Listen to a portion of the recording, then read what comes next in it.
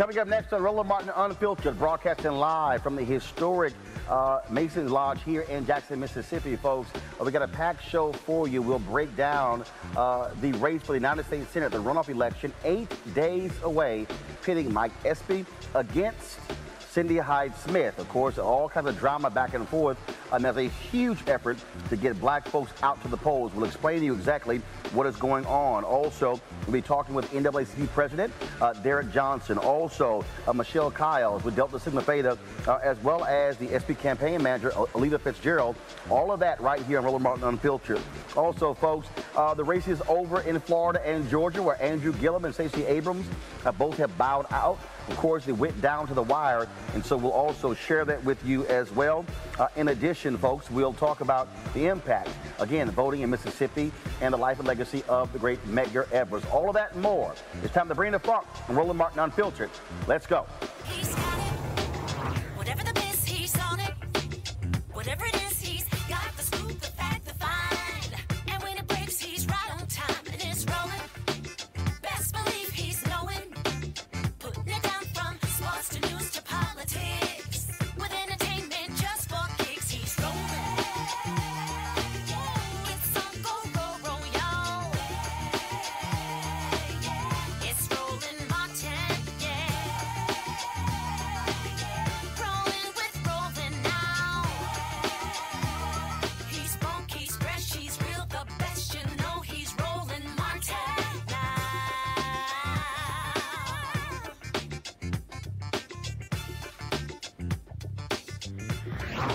Martin.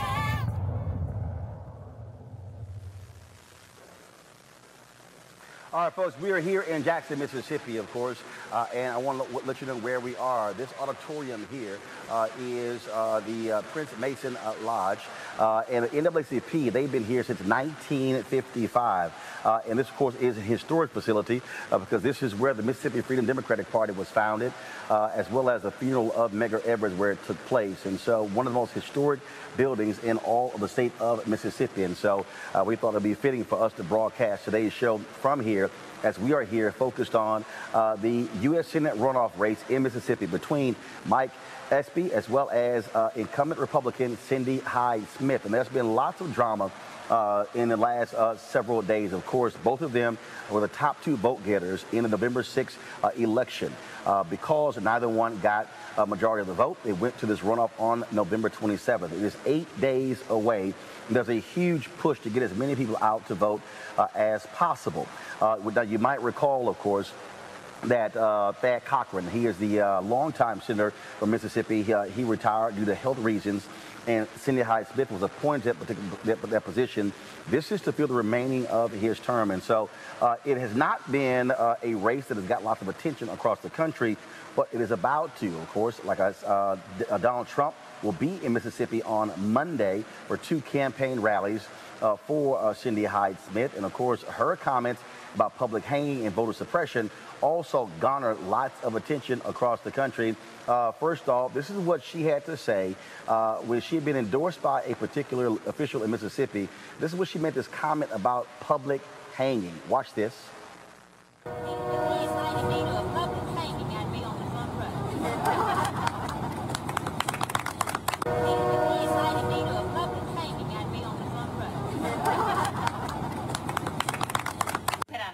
Yesterday, and we stand by that statement. Could you expand on it then, why you said it, what you meant by it, and why people in the state should not see it as offensive?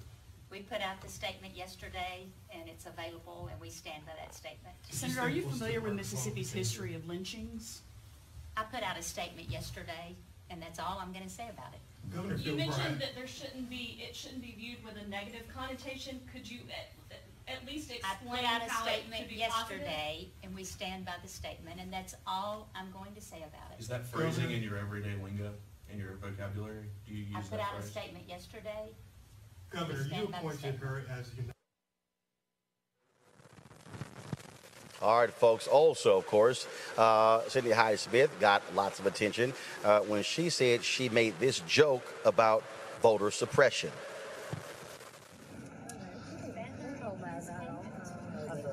Sure.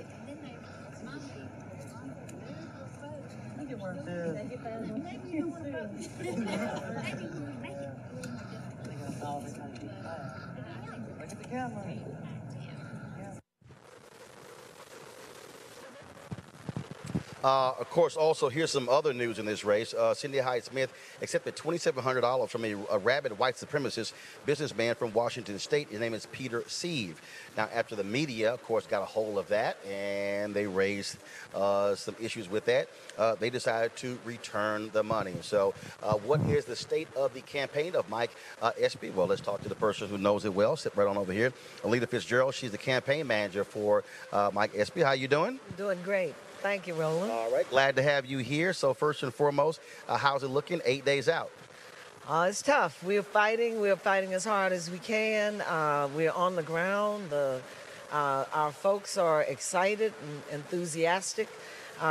It's a hard race, but we think we have what it's going to take to pull it out. Now, earlier today, I was talking to some folks here, and what they said is that obviously the focus is November 27th, but people can still vote absentee through what date? They can vote absentee up through this coming Saturday, the Saturday after Thanksgiving. The circuit clerk's office will be open from 8 until 12 o'clock.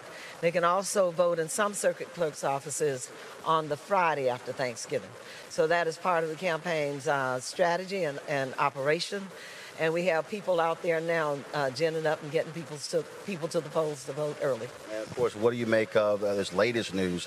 Again, the white supremacists donating to Cindy Hyde-Smith's campaign and then returning it only after the media raised the issue.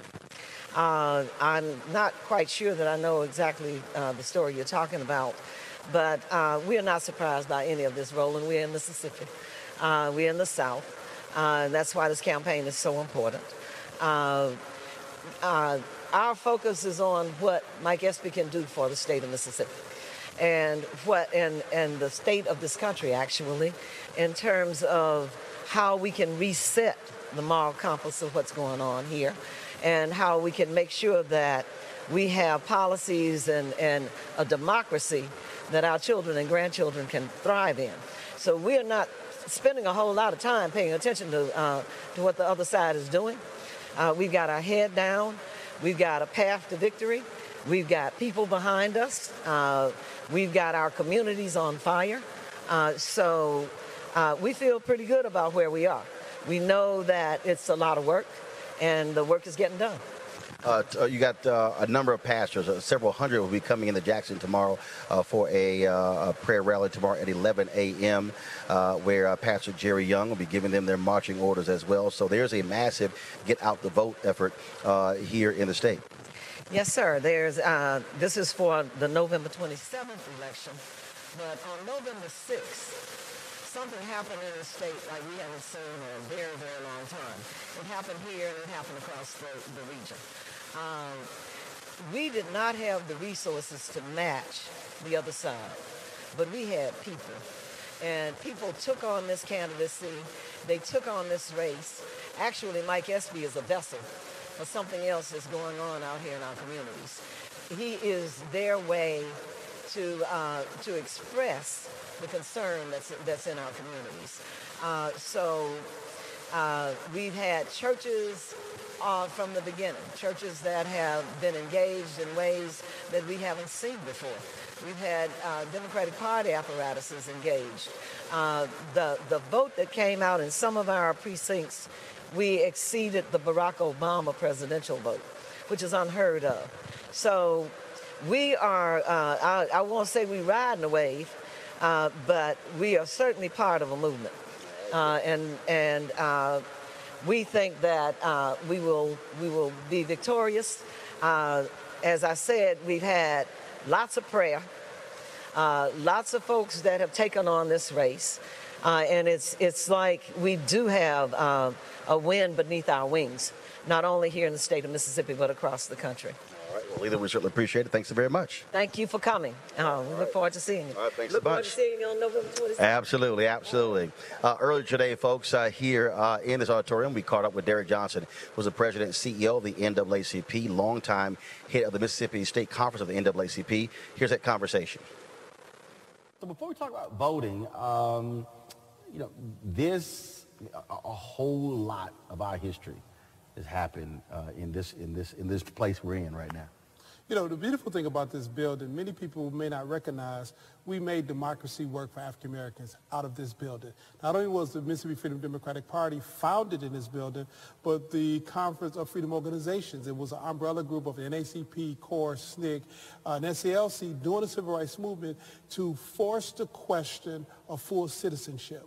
Cortland Cox, one of my mentors, was over the SNCC Legacy Project. He typically said that in Mississippi, we forced the question that black folks could, in fact, have the right to vote. And we went to Selma, then to Lowndes County, Alabama, to make sure we could control the vote. And that's what we're talking about today. How do we control the vote of African Americans to elect an individual who will be accountable to our needs and interests? People talk about safe spaces today. Right. I mean, this was one of those safe spaces for black folks in the 50s and 60s. One of three places in the state of Mississippi where black folks could convene and discuss issues of freedom and civil rights. Here, Tougaloo College, my alma mater, and Mary Holmes College is currently closed, but this was one of the places that we could actually meet. When we talk about making democracy work, we just saw Stacey Abrams not concede, but make it clear that she is going to fight for voting rights there in Georgia. You look at what happened in Florida, Andrew Gillum losing by less than 35,000 votes as well. And I made this point on my show, and you were on it. You know, if Broward County and Miami-Dade County, if we had voted 65, 70% turnout, that changes the game in Florida. You know, the number one thing to fight against vote suppression is voter turnout. You know, vote suppression is the problem, but if we increase turnout, it's less of an issue. This is a game of inches, not miles, and every vote counts. People don't understand that elections in this country are not federal elections. No. They're not even state elections. They are local. When we say local, they're not even city elections. They literally are. Matter of fact, it's not even county elections. That thing goes precinct by precinct. I mean, so you might go in one precinct, and it's a whole different thing that's happening compared to the next precinct. I mean, my parents worked elections. They worked them in Houston, and I worked them in Dallas County, in the area of Dallas. And they take that job very seriously. But when you hear these stories of, well, one person over here being told one thing, and another person being told, oh, this person over here being new, and ballots got misplaced, stuff along those lines. I mean, this is the fundamental problem I think still facing us, and it makes no sense to me. Not at all. You know, on election night, I was in Atlanta. We filed 3 lawsuits on election night because of the administration of the election procedure for specific precincts. We need a federal election system. In fact, our election system should be a matter of national security, and that's why Congressman Thompson will be coming forth with a bill Benny Thompson. to make sure that it is a matter of national security. When we have a foreign nation tampering with our elections, when we have inconsistent voting machines, when we have a company like Diebold, who's nothing more than a tool of the conservative movement to manipulate outcomes, there's no way to have accountable access to whether or not your vote as you cast it represent the integrity of your interests. All those things are important to address in order for us to have a functioning democracy. One of the things that also I think when you talk about getting people to understand, so obviously filing those lawsuits, making sure the machines work, making sure people are properly trained. But I also think that what we have to do is connect these dots for people who really don't understand. I was, earlier, I went to the home of Medgar and Merle Evers. And I'm driving, and I know I hit at least about 30 potholes. That's all? Right.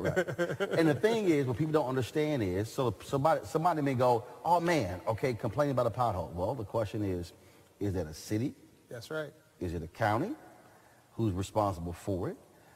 People not understanding that when you think about the census, that has a direct impact on dollars that are then appropriated to states and counties for things like roads.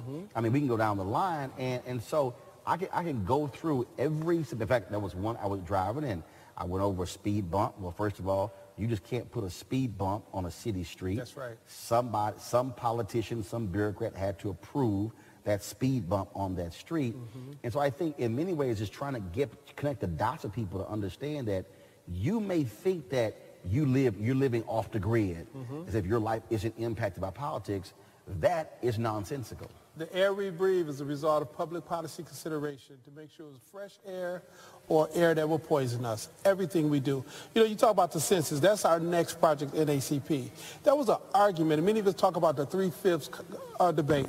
That wasn't about whether or not we were human or not. That was about whether or not the federal appropriation would follow the individuals after the count would take place. And the deal was cut for northern states and southern states. The northern states said, we're not going to give you money for individuals you consider property, but you want to count as people. The southern states, well, we're not going to pass this set of legislation. Compromise. Well, if you count them as 3/5, not a whole person, and give us 3/5 of the money per person, then that's a deal. They cut the deal. It wasn't about people. It wasn't about values. It was about money. In a democracy, our vote is our currency, and that currency needs to be leveraged collectively to ensure that our streets are paved, to make sure that our tax dollars are serving our interests, but most importantly for African Americans, to make sure we are owners of government and not victims of government. And you can only own government if you participate and leverage your vote.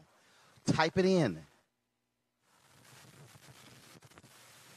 All right, folks, that was, of course, the conversation with Derek Johnson, President and CEO of the NAACP. And so, again, folks, we are here in Mississippi, focused on this U.S. Senate race. And it is, of course, again, 8 days, and black folks all across this state are mobilizing, organizing churches and fraternities and sororities. Later on, we will talk to a sister with one of the sororities about this campaign and what they are doing to make sure people also are able to get out there and vote. Another story, though, that we're watching involves another civil rights organization, and that is Color of Change. Last week, the New York Times had this huge story. It talked about how Facebook was targeting a number of people, pushing back against their critics, and they tried to blast Color of Change as being a group funded by George Soros. Well, guess what? He has been a consistent target of folks on the right, and many people say it's also there are threads of anti-Semitism by somehow using his name and attaching him to every single sort of initiative. Well, Color of Change responded to Facebook, really putting them on their heels, saying that massive changes should be made because they said they were offended by their attack that was taking place against them. Joining us right now is Rashad Robinson, Executive Director of Color of Change. Rashad, many people were very surprised to see that story of Facebook hiring a conservative group, a conservative outfit, to dig up dirt on the Color of Change, to trash you in media. Late last week, Facebook fired that group. Mark Zuckerberg claims he had no knowledge whatsoever of what they were doing. Sheryl Sandberg as well. That's hard to believe for a whole lot of folks. Yeah, I mean, it's really hard to believe. I think what the whole story for us is a bit hard to believe. For the last several years, our work on Facebook has been deeply public. I've come on your show to talk about some of the, and spoken with you a number of times about some of our campaign work, from that issue with Corrine Gaines, the young woman in Baltimore who had her Facebook Live turned off during a police interaction and ended up dead, to some of the civil rights violations on their platform. We have campaigned. We've sat at the table. We led a major campaign to push Facebook to adopt a civil rights audit and to begin reviewing all their policies and practices, and have now pushed them to actually get on a timeline for when they're going to release it. All while we were doing it, they hired this right-wing firm, as you said, to really trash us. But the unique way that they trashed us was quite interesting. They went on this theme around George Soros, the sort of billionaire philanthropist, who does support some of Color of Change's work, but is by no means our largest donor. And we are not one of the largest, recipients of money from the Open Society Foundation. But they used this frame that we were somehow puppets of George Soros, which for anyone who's a student of history, this was one of the themes that was oftentimes leveraged against some of the civil rights workers of the 60s, that black organizers, black activists are somehow puppets of these sort of behind-the-scenes Jewish leaders. It's also deeply anti-Semitic. It has all sorts of themes and these ideas that Jewish people control the world, or Jewish people are controlling, what we do every single day. And so that Facebook, as an organization, rather than actually dealing with us at the table, dealing with our demands, would hire this right-wing PR firm and leverage these attacks behind the scenes. For the last several months, Roland, we have gotten all sorts of calls from journalists randomly asking us, do you get money from George Soros? How much money do you get from George Soros? We thought it was weird. Some of the threats against our organization, white nationalists, sending us hate mail, people would start mentioning George Soros. We actually didn't know where this was coming from. The idea that this was coming from Facebook, one of the largest corporations in the world, one of the largest communications platforms, speaks to how much they actually have to change. And what has been their response? I'll take it you reach out to them. Have you met with them? What did they say? Well, our staff some of the staff have met with various staff of Facebook. We've made a direct public demand right now that Sheryl Sandberg and Mark Zuckerberg sit down with me and that we have a conversation. They've put our organization, myself, our members in danger by some of the ways in which they leverage white nationalists and white supremacist tropes and narratives to undermine our work, and I believe that they have to sit down with us. We're also pushing hard and in conversation about the civil rights audit. The fact of the matter is that they agreed to do it, but they've been stalling. We have no word on when they're going to release it. We have no word on the enforcement that they're going to put behind it. So an audit without actual enforcement and teeth is not worth it to us. Facebook has a lot of problems. They will continue to be one of the larger communications platforms in the world and have a huge sway over the conversations and politics in our country. And the lack of regulation, the lack of accountability is dangerous for all of us. And that's what we're demanding. We have been unsatisfied at this point with Facebook's response. But, our work is the commitment of channeling our members and Black folks' energy and holding these companies accountable. These companies that can sometimes think that they give you a $100,000 check and that you're going to go away. We don't take money from Facebook. And part of what we've got to do here is make sure that they live up to their stated values of connecting people across community, and that they are accountable to the law of the land. All right, Rashawn Robinson, we certainly appreciate it, man. Thank you so very much. Certainly keep us updated about those conversations with Facebook. Thanks a lot. Thank you. All right, folks, let's bring in my panel now. We have Michael Brown, former vice chair of the DNC Finance Committee. Also Liz Bottori, 2018 GOP nominee for Congress from Maryland. And also Eugene Craig III, CEO of the Eugene Craig Organization. Let's start off first with the Facebook issue. And Michael, I'll start with you. Look, that is an issue. This is a behemoth of a company now. They have been under withering criticism. We know, of course, about Russia in terms of how they weaponized Facebook, also how they were targeting Black folks with fake Black Lives Matter accounts, and also voter suppression and spreading fake news. Now you have this in terms of using an outfit to attack Color of Change. Look, don't be surprised to see Mark Zuckerberg and Sheryl Sandberg back on Capitol Hill having to answer some serious questions about the behavior of this company. Well, first, Roland, they're absolutely going to have to do that. And on your way back home, I love that T-shirt. Either get me an XL or a XX. I'd be very appreciative. Facebook, because they're so large, and as you know, the other part of my life besides being a political pundit is working on K Street in Capitol Hill. And Facebook has hired all kinds of consultants and lobbyists to try to figure out how to do the best they can to keep regulations from occurring. That's going to be extremely difficult, not just because the new Congress is coming in, not because you have all these new members coming in, they're going to demand the accountability, but because people see companies, and it doesn't matter what company it could be in the tech space or in the manufacturing space. When people start acting without regulations, this is the kind of stuff that can happen. So I think we can look forward to somebody, because it's either self-imposed regulations or they're going to be imposed on them by Congress. Liz? Well, of course, our take as conservatives will be very different. We are very nervous when government is going to regulate an innovation like Facebook. Facebook has a challenge. It's actually larger than most countries. I've used Facebook through my campaign and being a sort of a new voice for the conservative movement. So we want to make sure that the innovation that they've created that has brought so many different people together will find the right mix. They have a big challenge, and I think that Facebook and other social media platforms will take this on to find a better way to make sure that the platform is useful and actually small d democratic. We really don't want to see government regulating it, because with more regulation, obviously, it's actually government control.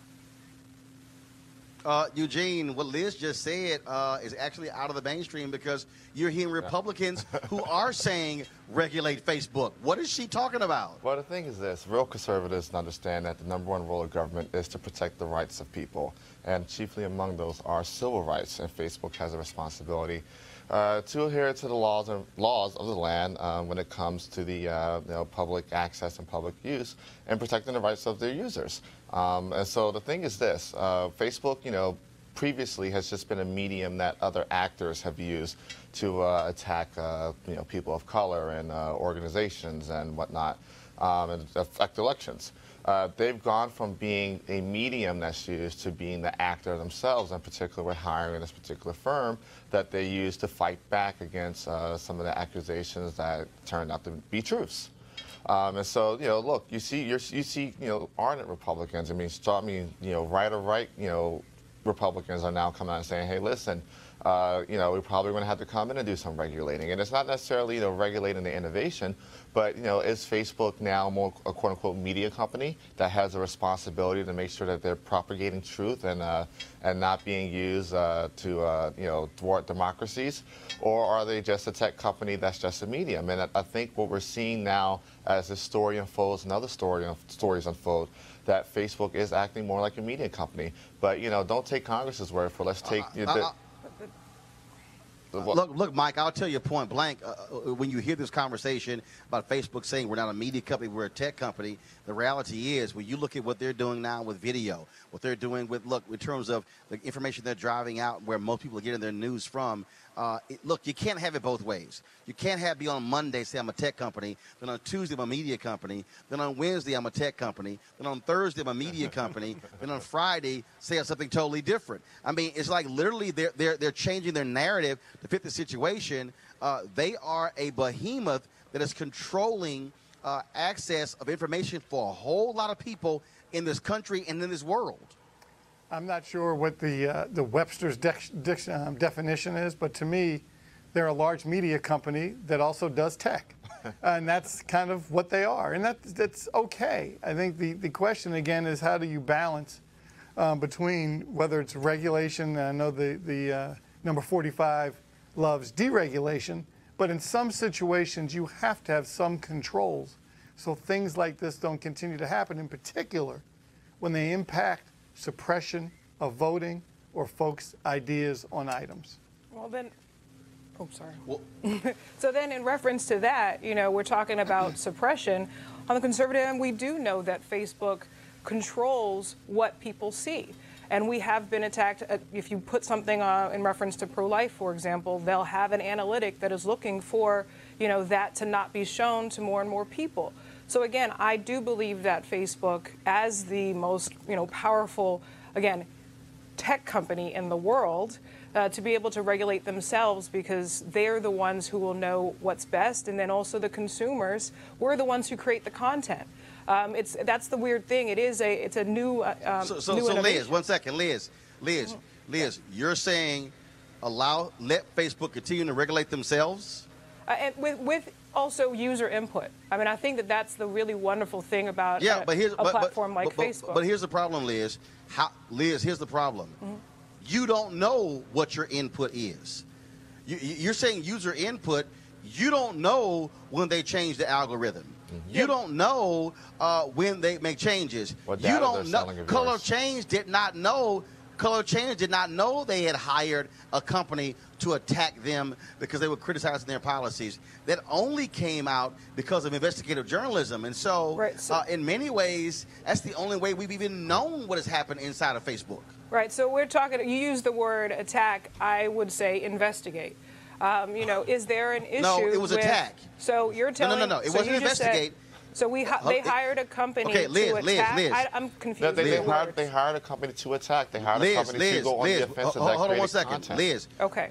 We just had the man on, Rashad Robinson, who was on the receiving end of their attacks. Right, and we talk about that. An attack. We could talk about that. He talks about money, okay? So organizations like Color of Change would not be able to be as powerful and as strong as a nonprofit if it weren't for the funding, massive funding from organizations like Open Society. So his statements are so slightly disingenuous because he knows for a fact that it's not about him being a Jew. It's the fact that he has lots of money that he can invest in an organization to proliferate his narrative. Liz, that is nonsense.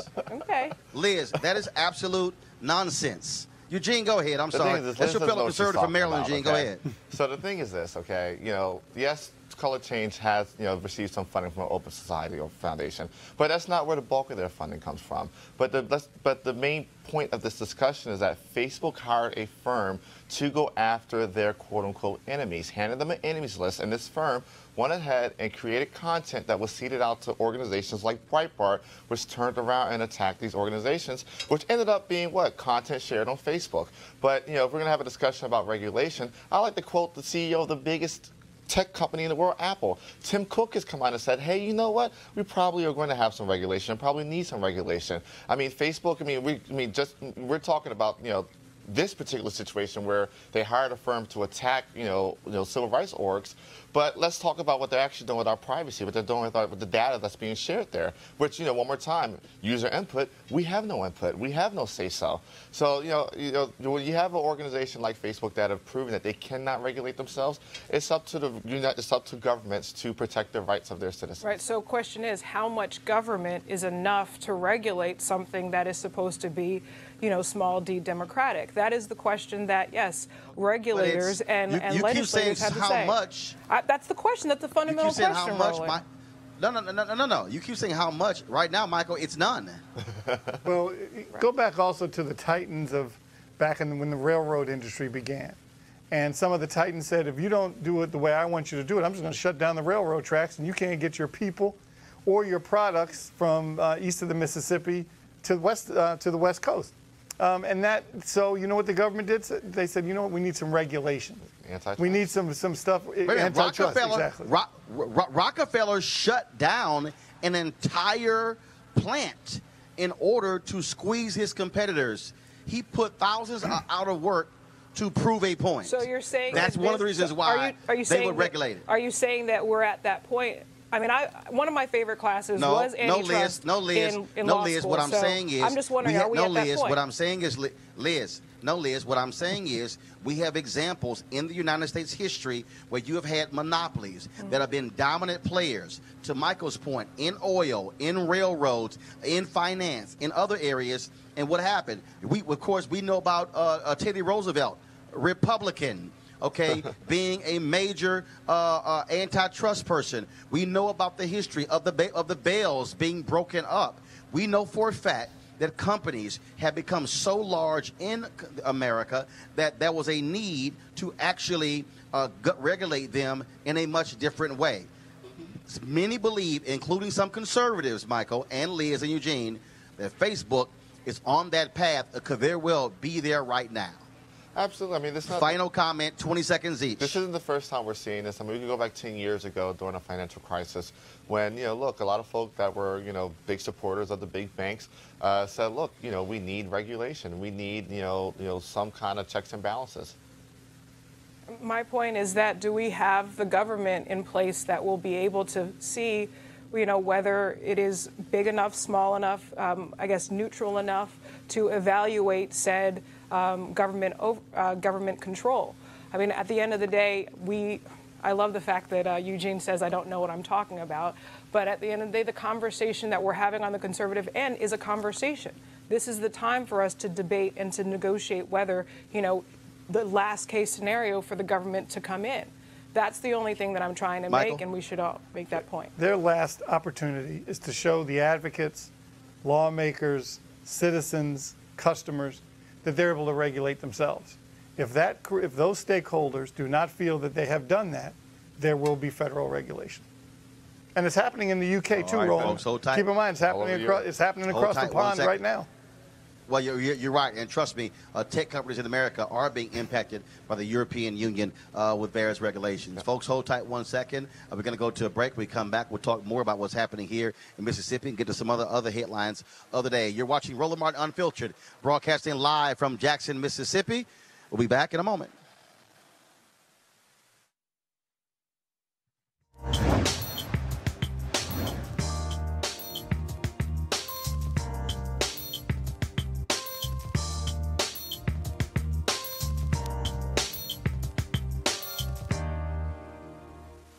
Jay.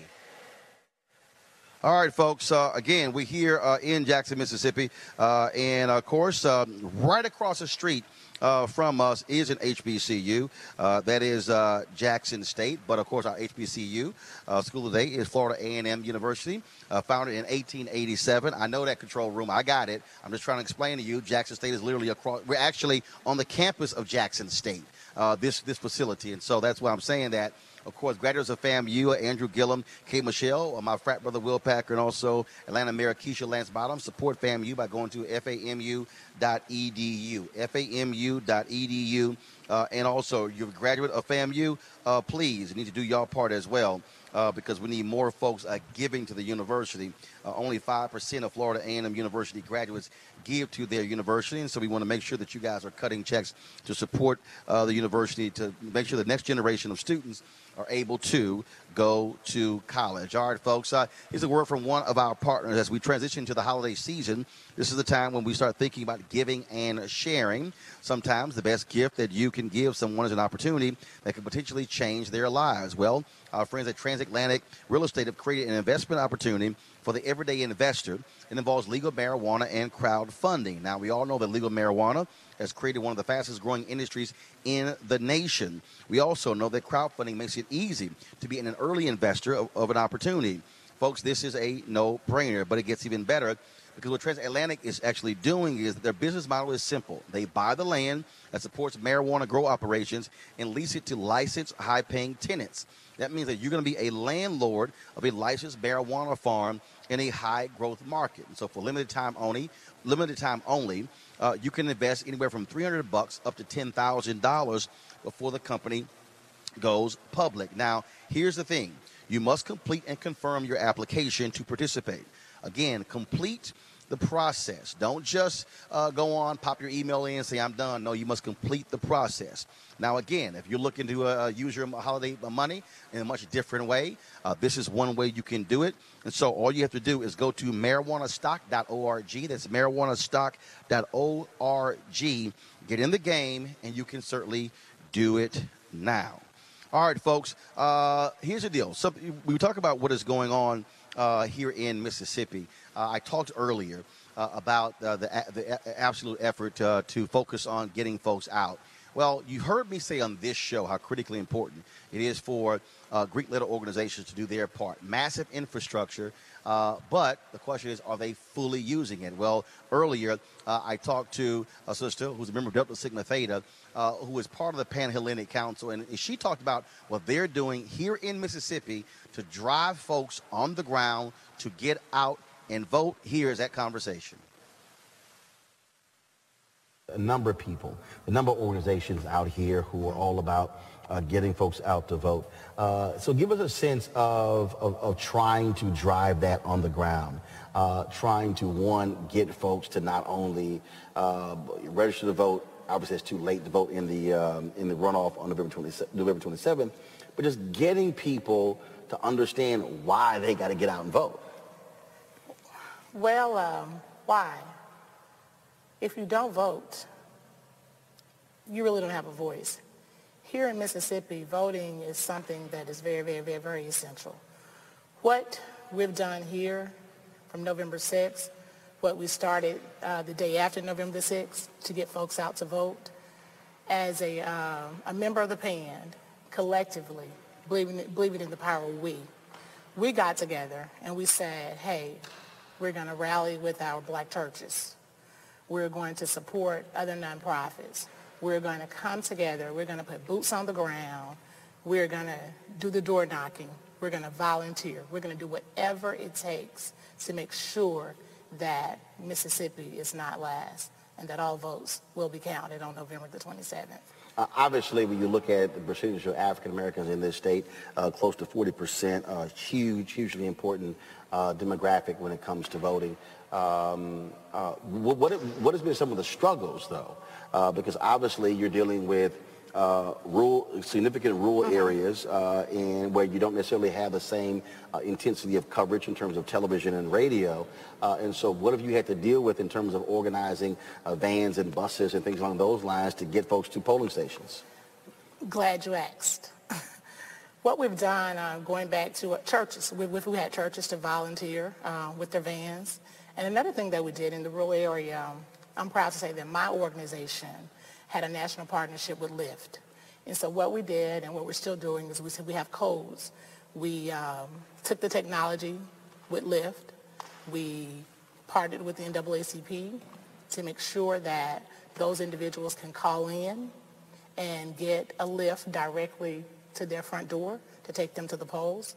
Churches, we organized within the demographics of the voter precincts to have them to come to the various areas and get folks to the poll. So first of all, take me through the map. And so you have all of these counties in the state. Do you have designated folks? Do you have designated vans or buses? So if somebody is in one particular county and they say, okay, I need to ride to vote, is there a number they call? Do they text? I mean, so how does it work? Yes. So the number that they call goes back to our national partnership with the building that we're sitting in, an organization that I'm grateful for, the NAACP. They had a 1-800 voter protection number, and that number was a one-call number. So that number was spread from the top of Mississippi to the bottom. That number covered all 82 counties, and so all 82 counties had access to one number that they could call and get a ride. All right, folks. And so, again, they're still focused on the election here in Mississippi. It's going to be on Tuesday, November 27th. And, again, you can vote absentee until November 24th. But in Georgia, they are no longer counting votes there. Stacey Abrams, she did not concede to Brian Kemp. He will be sworn in as a governor, but she made it perfectly clear she is not going to go away. She's going to be a thorn in the side of folks who were leading voter suppression in Georgia. Here's what she had to say. Under the watch of the now former Secretary of State, democracy failed Georgia. Georgians of every political party, every race, every region, again. I acknowledge that former Secretary of State Brian Kemp will be certified as the victor in the 2018 gubernatorial election. But to watch an elected official who claims to represent the people in this state baldly pin his hopes for election on the suppression of the people's democratic right to vote has been truly appalling. So let's be clear. This is not a speech of concession, because concession means to acknowledge an action is right, true, or proper. As a woman of conscience and faith, I cannot concede that. But my assessment is the law currently allows no further viable remedy. Now, I could certainly bring a new case to keep this one contest alive, but I don't want to hold public office if I need to scheme my way into the post. Because the title of governor isn't nearly as important as our shared title, voters. And that is why we fight on, and why I want to say thank you. Today, I announce the launch of Fair Fight Georgia, an operation that will pursue accountability in Georgia's elections and integrity in the process of maintaining our voting rolls. In the coming days, we will be filing a major federal lawsuit against the state of Georgia for the gross mismanagement of this election and to protect future elections from unconstitutional actions. We will channel the work of the past several weeks into a strong legal demand for reform of our election systems in Georgia. And I will not waver in my commitment, a lived commitment, to work across party lines and across divisions to find a common purpose in protecting our democracy. because we deserve a state that elects Democrats and Republicans and independents. We deserve a state that elects leaders who will not tolerate the erosion of our values. Fair fight Georgia, because these votes are our voices, and we are entitled to our choices, each of us. And we have always been, Georgia, at the forefront of speaking truth to whatever power may lay claim to leadership, if only for a moment. And we will win because we are Georgia. And I promise you, we will get it done. Well, Michael Brown, Stacey Abrams is throwing the gauntlet down, making it clear she's still going to fight. And what a speech. I mean, she kind of hit on every note. She defined everything perfectly. You know, you saw the people in the crowd. They're clearly disappointed that her effort wasn't successful. But she has put down a gauntlet, and folks are going to have to be accountable. I'm assuming she's going to have a lot of support for her new organization. The governor-elect is going to have to watch his back, as well as other people in high elected officials that try to suppress votes in Georgia from now on. So she may not have won to become governor, but she could become one of the most important people in the state of Georgia over the next several years.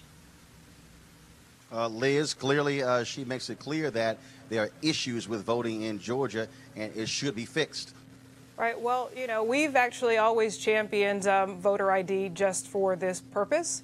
I know that a lot of people have an issue with it, but I mean, you know, even our state of Maryland, when we have I'm sorry. same. I'm sorry. Hold on 1 second. I'm sorry. Yeah. You just said we champion voter ID for this purpose. What so purpose are you talking so about? That's not what she just said. So, but if you're talking about voter suppression and issues with voting, the number one thing you can actually do is identify who is actually lawfully allowed to vote.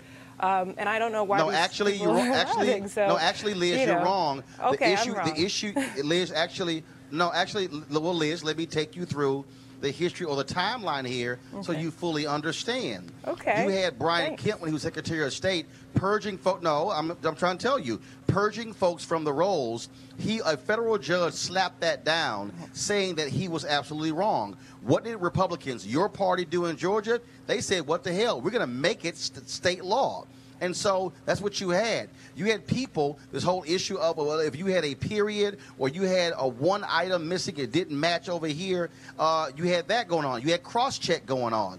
You also had the problems with voting machines not having power cords. That ain't got jack to do with voter ID. You had a black woman, 92 years old, who'd been voting in the exact same location since 1968, had not moved, yet somehow her name was mysteriously missing from the rolls. Voter ID don't have a damn thing to do with that. So when you have Oprah Winfrey come to your campaign and campaign for you, I would argue that that should be, you know, the way to rally the troops.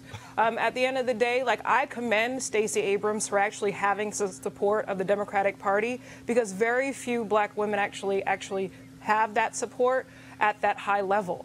So I commend her for actually having the support from the Democratic Party. Liz. Yeah.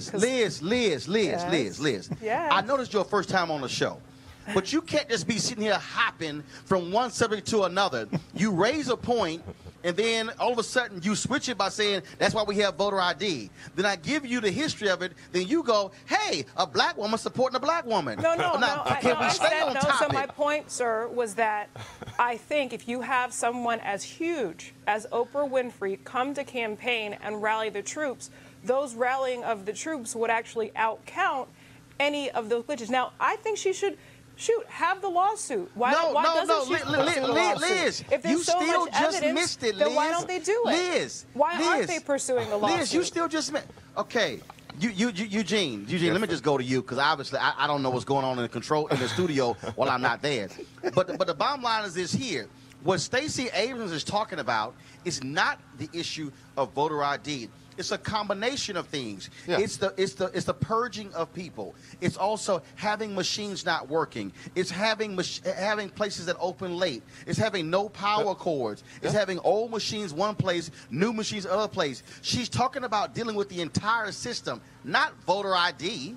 Yeah, well, I mean, once again, Liz doesn't know what she's talking about. The issue is this. First of all, Eugene, stop attacking me individually. The issue is this. You know, what Stacey Abrams is pointing out is this. A full-fledged operation to suppress voters, particularly black voters. 70% of the voters that were purged were African-American. The largely the precincts that were targeted were African-American precincts and minority voting precincts. I mean, you cannot reasonably come in and say, hey, there's no voter suppression, or try to change the topic of voter suppression, when you have a situation where you have a precinct of thousands of people that only have 3 machines that are working. We have precincts that don't have proper power cords. We have precincts where people are, you know, they're running the cross-check and then being forced to cast provisional ballots and then forced to come back 3 days later to prove they are who they are. So why don't you have the Department of Justice go in and investigate? Because the Department of Justice during the time was headed by a bigoted racist that did not care about black people's civil rights. I'm talking about the federal government. You guys were just championing. Jeff Sessions does not give two flying F's about civil rights. This is my point. Liz. You guys were just championing the federal government, correct? Liz. In the last episode, you just said, why don't we have the federal government? That's what the federal government's for. Do you think the federal government has enough power to regulate elections? If there is an issue that comes to a point of voter suppression, then we have the means to investigate. Investigate. Do you believe Liz, do I need to remind you, Liz? Yeah. No, hold up. Everybody, do I need to remind you that it was a Shelby v. Holder decision of the conservative Supreme Court that caused all of this stuff to happen? Do I need to remind you that Republicans have refused to take up the issue of Section 4 in the Voting Rights Act? Do I need to remind you that they have done nothing? They haven't even supported the bill of Sensenbrenner from Wisconsin, a fellow Republican. Do I need to remind you that the Department of Justice was led by Jeff Sessions, Mr. Voter Suppression himself? So exactly what Department of Justice are you talking about? The Obama Department of Justice? Are we talking about the Will Smith Department of Justice? Are we talking about Men in Black or a movie? Because last I checked, the Trump Department of Justice don't care a flip about the issue of voter suppression. Roland, so why doesn't she pursue the lawsuit? If there's such an issue, why doesn't Stacey Abrams use her time and her treasure? Oh my God! Why doesn't she do it? Liz, were you listening to the video? Were you listening to the tape we played? She said they are going to be filing a massive federal lawsuit. She said that she's not going. She said at the end she didn't want to have to push for that in order to get her to be a governor. So I said, if there's going to be an issue, then she would be a governor. No, Liz. No, she said she didn't have to cheat the way to be a governor. That's what she said. She said, I don't need to close down polling places to be a governor. I don't need to suppress voters to be a governor. I don't need to cheat to win to be a governor. She said, protecting democracy is more important than me winning an office by virtue of cheating the way Brian Kemp did by double-dealing himself as Secretary of State. And then she said she will file a federal lawsuit with her new organization about voter suppression. Okay, well, good luck to her. Congratulations. So she actually said it. So, okay. Yes, I'm glad 2 out of 3 people were listening. All right, y'all, I got to go to a break right now. Here's another one of our partners we want y'all to support. Here we go. With the holidays just around the corner, now is the time to order holiday cards for family and friends. This year, you could create custom holiday photo cards real simple and easy and affordable by going to simplytoimpress.com. Simplytoimpress.com is your holiday photo card headquarters with thousands of unique Christmas cards and other designs to choose from. Look, all you got to do is upload your family photos or get them from Facebook or Instagram, personalize the text, and you're done. It's that easy. Folks, simplytoimpress.com prints your cards professionally on your choice of premium card stock in just a few days and rushes them straight to your door. Now, the New York Times Wirecutter named Simply to Impress their favorite custom photo card service. Simply to Impress even offers foil cards and hundreds of great holiday card designs for your business as well. So you can place your order today and save 30% to get free shipping. Now, look, it's all you got to do is use the promo code DEAL. That's DEAL at checkout. Save big on holiday photo cards today using promo code DEAL at simplytoimpress.com. Again, simplytoimpress.com. So please support those folks who support Roland Martin Unfiltered. Now, folks, earlier today, as I said, we're broadcasting live from this facility here, which is where so much history was made in the 1950s and 60s. This was where Medgar Evers' funeral took place and also where the Mississippi Freedom Democratic Party was founded. but also the NAACP, they have been here. Mississippi NAACP have been here since 1955, and earlier we took a tour, which included the office where Medgar Evers worked out of. Take a look. All right, folks. All right, so we're going to take a tour of this facility here with Derek Johnson, also Frank Finnegan. He's going to be our tour guide as well. Plus, we'll you better check out the office of Medgar Evers. Now, obviously, when I came up here, Frank, I saw this here. And so, for the folks who don't know, I know, and Derek, you can explain to folks what the Sovereignty Commission is. The Mississippi State Sovereignty Commission was a taxpayer-funded organization that spied on people and whose purpose it was to prevent the opening up of Mississippi to the disenfranchised citizens. They did anything, any means necessary. And this was funded by the state. Yes. So black people were paying for a commission to spy on them. Yes. It was 1954 after the Supreme Court decision came out. The state of Mississippi was seeking ways to prevent the integration of public education and to thwart any effort of African Americans from voting. The Sovereignty Commission was created for that effort. The spy agency was so egregious, it provided the Klan the information needed, which led to the assassination of Michael Cheney, Andrew Goodman, and Mickey Schwerner. Hundreds of people were assassinated as a result of the Mississippi Sovereignty Commission. The files were finally opened in 1992 and in 1993 when people really realized how egregious the activities of this spy agency was. We believe there are other spy agencies that were created across the South. The Mississippi Sovereignty Commission was the one that we were able to uncover as a result of one of the first black state senators, Henry Kirksey, stumbling across the files and making enough noise over time, which forced the state to open the records. All right, then. Now, also, so Allison, slide this way. So Frank, this photo here, obviously, when it came in, you see, obviously, Dr. King here, but explain Roy Wilkins. Explain this photo. This photograph is a picture that was taken after the funeral of assassinated Medgar Evers, who at one time served as the field secretary of the Mississippi State Conference. And that funeral was here? And that funeral was here in this building. And there was an overflow crowd of over 3,000 people in attendance. Mm-hmm. And that is a part of that crowd. They were leaving this building and marching downtown. It was an impromptu march, and they were going So that wasn't planned? It wasn't planned before the funeral. But because of the nature and the horribleness of this murder, people were just overcome, and they wanted to do something, and they marched from this building to downtown. But they were met. Yeah, but also the significance of Roy Wilkins and King being together in this photo, SCSC only came into existence as a result of NAACP being banned from Alabama. Right. And E.D. Nixon was the creator of the concept of the Montgomery bus boycott. And it was through E.D. Nixon and Rosa Parks, prior to King coming on the scene, they had organized that community. When NAACP was banned from Alabama, they organized the Southern Christian Leadership Conference. Medgar Evers drove over. He was the original secretary of SCLC. So SCLC is NAACP only because they were banned from Alabama, but it grew out to be something different as well. All right, then.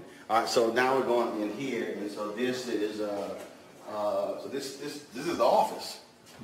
Yes, now, if in 1955, 56, 57, 58, all the way through 63, you wrote to Medgar Evers, the field secretary, you would write Medgar Evers, Mississippi State Conference field secretary, 1072 John R. Lynch Street, Suite 7, Jackson, Mississippi. But Medgar Evers' real office was in Suite 10. Suite 7 is a room on the front of the building with a lot of natural light and glass. But because of the strategic nature of the work that Medgar Evers did, making 2 Mississippis 1 Mississippi, you had to be careful. Yeah, because you still got the bullet holes, right? Yes. So his office was in the corner in the back in Suite 10. All right. It is recognized the strategic nature of Medgar Evers and his counterparts. They were World War II veterans. Our whole infrastructure was built off a set of individuals who came back from World War II, decided not to leave, and Medgar Evers was the person who took on the job, but you had Steptoe, you had C.C. Bryant, Aaron Henry, Amzie Moore. They were across the state of Mississippi, and they all carried guns because they were World War II veterans. That was important. That was very important. All right, then. How y'all doing? Good, good. Good, good.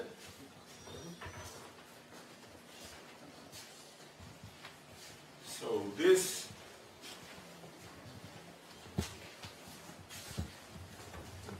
this was the office of Medgar Evers. It is important to say that this also was the immediate past Mississippi State Conference president's office, who was recently promoted to the national national conference of NAACP's president, Mr. Derek Johnson.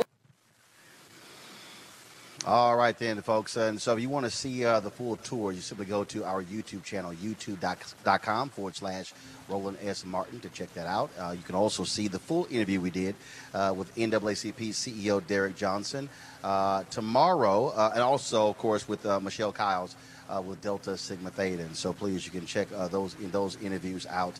And so tomorrow, we're going to be broadcasting live tomorrow at 11 a.m. Local time, 12 noon. The prayer rally taking place here in Mississippi for upwards of 800 pastors who will be there at the downtown Marriott. And so we will be there as well. And so we look forward to that. Also, I visited the home of Medgar Evers, of course, where he was shot and killed on June 12th, 1963. And so we'll actually have that for you as well. A lot of things for us to cover. Let me thank my panel. Let me thank Michael, Liz, and Eugene there. Well, thank you so very much for joining us. Anytime. Folks, don't forget, you can support Roland Martin Unfiltered by going to RolandMartinUnfiltered.com to join our Bring the Funk fan club. There's no other show out there as a daily digital show giving you this type of news, reporting on the ground on issues affecting our community. And so we can only do this with your support. So please go to RolandMartinUnfiltered.com to assist us in continuing to do this. And so Joe Madison, of course, threw the challenge down last week. He signed up 2 of our sponsorships, and so we want you to do the same as well. So I would love to see at least 100 of you today join our Bring the Funk fan club, because we have to fund our own freedom and support those independent news operations that are speaking truth to power. So we want to do that. Also tomorrow, folks, Mike Espy is going to be actually having a barbershop conversation. Our cameras will be there recording that as well. All right, folks, I've got to go. You take care. Have a great day. Holla!